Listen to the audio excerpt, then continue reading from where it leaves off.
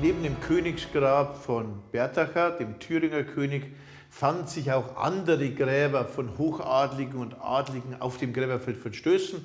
Und dort sehen wir, wer sich alles am Königshof befand. Und ich zeige hier zwei Frauengräber. Ein Frauengrab zeigt das Frauengrab einer Langobardin. Wir sehen hier Keramik, und Keramik ist immer besonders sensibel und deutlich, wenn es um ethnische Zuweisungen geht. Wir sehen hier langobardische Keramik, etwa aus dem Donauraum, und wir sehen typisch langobardische Fibeln.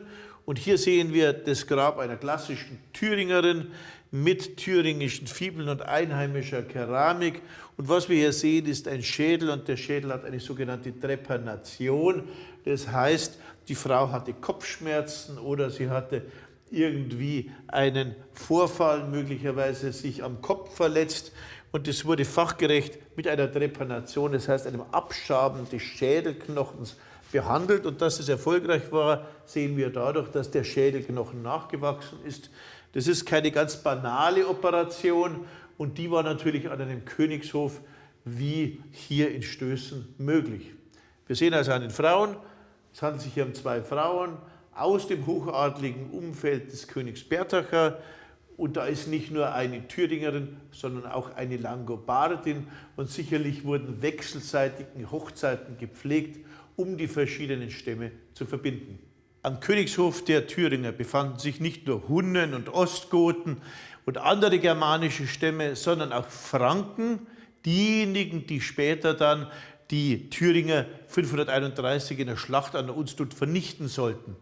Dass Franken tatsächlich am Hof waren, sehen wir an diesem fränkischen Grab eines Adligen mit einem fantastischen fränkischen Rüsselbecher, der typisch ist für die Franken, die in der damaligen Zeit im heutigen Belgien sitzen.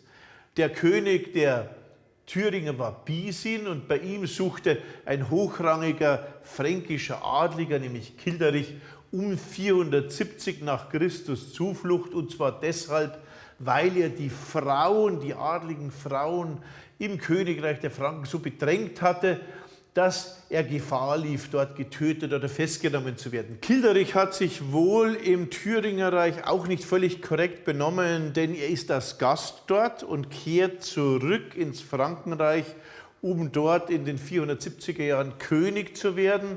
Und als er dann im Frankenreich ist, folgt ihm Basina, die Frau von Bisin, die er vorher im Thüringerreich kennengelernt hatte.